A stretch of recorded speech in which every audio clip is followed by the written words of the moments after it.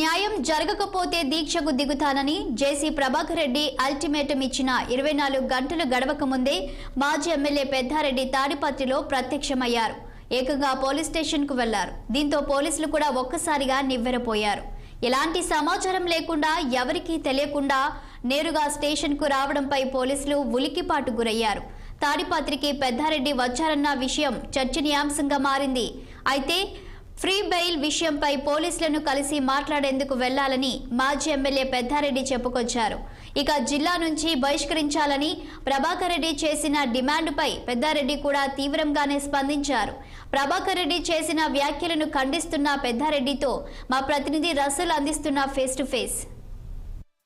ఎన్నికల తంతు ముగిసింది, కొత్త ప్రభుత్వం కూడా ఏర్పడింది. అయినా ఇప్పటికీ తాడిపత్రి నియోజకవర్గం రావణ కష్టంలో నూరుగొట్టిన నిప్పులా ఉందనేటువంటి విధంగా చెప్పవచ్చు. ఎందుకంటే నిన్న తాడిపత్రి మున్సిపల్ చైర్మన్ జేసీ ప్రభాకర్ రెడ్డి ఒక డిమాండ్ చేశారు. తాడిపత్రి మాజీ ఎమ్మెల్యే పెద్దారెడ్డిని అతని 2 కుమారులను కూడా జిల్లా నుంచి బహిష్కరించాలనేటువంటి విధంగా డిమాండ్ చేశారు. ఈ డిమాండ్ చేసిన ఒక కనీసం 24 గంటలు కూడా గడవక ముందే తాడిపత్రి మాజీ ఎమ్మెల్యే తాడిపత్రి మాజీ ఎమ్మెల్యే కేతిరెడ్డి పెద్దారెడ్డి తాడిపత్రికి వెళ్ళాడు. అక్కడ పోలీసులను కలిశాడు. మళ్ళీ పోలీసులు ఈ రోజు తాడిపత్రి నుంచి అనంతపురానికి తీసుకొచ్చారు. అసలు తాడిపత్రి మున్సిపల్ చైర్మన్ జేసీ ప్రభాకర్ రెడ్డి డిమాండ్ పైన అసలు మాజీ ఎమ్మెల్యే పెద్దారెడ్డి ఏం చెప్తారో అడిగి తెలుసుకున్నాం. మంచెంతా ఉన్నారు. సార్ చెప్పండి సార్, ఏంటి మిమ్మల్ని అసలు తాడిపత్రికి రానివ్వకూడదు, తాడిపత్రి నుంచి ఆ జిల్లా నుంచినే బహిష్కరించాలనేటువంటి విధంగా జేసీ ప్రభాకర్ రెడ్డి చెప్తున్నారు. ఏంటి అసలు పరిస్థితి? అతనేమో డీజీపీ లేకపోతే ఎస్పీనో డిఐజో కాదు, అతను సామాన్య కౌన్సిలర్. అతనికి ఏ యోగ్యత ఉందని అతను నన్ను బహిష్కరించేదానికి ఏ అర్హత ఉందని చెప్పమనండి ముందు. రెండోది, నేను ఈరోజు తాడిపత్రికి అల్లర్ల కేసులో నాకు బెయిల్ వచ్చింటే హైకోర్టు నుండి దాన్ని సూచనలు ఇచ్చేది మాత్రమే నేను పోవడం జరిగింది. అక్కడికి పోయిన తర్వాత కూడా అక్కడ ఉన్నటువంటి అధికారులు అనంతపురంకు మళ్ళీ తిరిగి తీసుకురావడం జరిగింది. అంతే తప్ప అతను ఏదో మాట్లాడుతున్నాడనో అతను నన్ను జిల్లా బహిష్కరించాలని అనుకుంటే అతను పెద్ద 420. అతని మీద 50 కేసులు పైన ఉన్నాయి. ముందు వీళ్ళని రాష్ట్రం నుండి బహిష్కరించాల. నన్ను బహిష్కరించే ముందు నా మీద 7, 8 ఉండొచ్చేమో, కానీ అతనికి 50 కేసులు పైబడి ఉన్నాయి. 8 కేసులు ఉండేవాని జిల్లా బహిష్కరించితే 50, 60 కేసులు ఉండేవాని ఈయన యాటికి బహిష్కరించాలో ఓసారి అతన్ని అడగండి. అతను నేను యాటికి పోవాలా ఏం కథ అనేది అతను నిర్ణయించుకోవాలా. తర్వాత నా గురించి మాట్లాడితే బాగుంటుంది. రెండోది, నిన్న మీడియాలో పంచగుడి కొడతా అది కొడతాను కొట్టేకి అతను ఏ చేయి పని చేస్తుందో అది ముందు చెప్పుకోనండి. ఓ చేతితో అతను నన్ను కొట్టలేడు, ఓ చేయి పని చేయదు. ఓ చేయి మనిషి ఉంటే తప్ప పట్టుకోలేని పరిస్థితి, చేయెత్తలేని పరిస్థితి.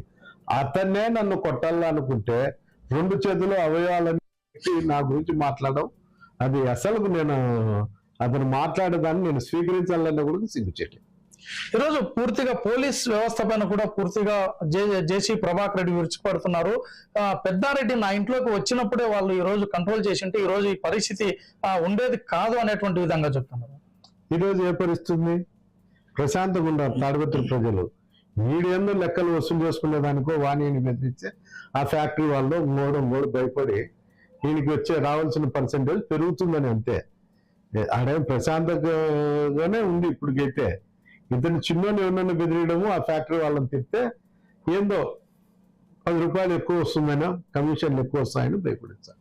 అంతే తప్ప తాడిపత్రికి ఏం లేదు. తాడిపత్రి ప్రశాంతంగానే ఉంది.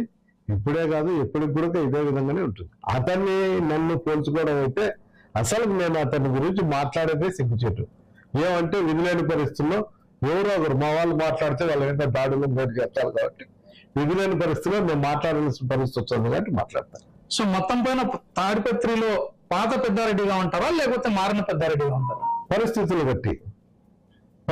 బట్టి ఏ విధంగా ఉండాలో ఆ విధంగా నడుచుకుంటాం. ఆ టైంలో ఆ పరిస్థితులు బట్టి.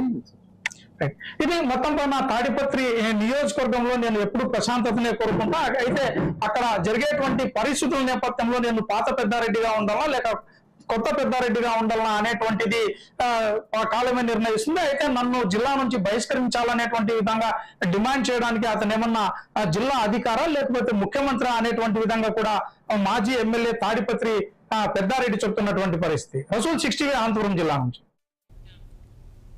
తెలంగాణ నీటి పారుదల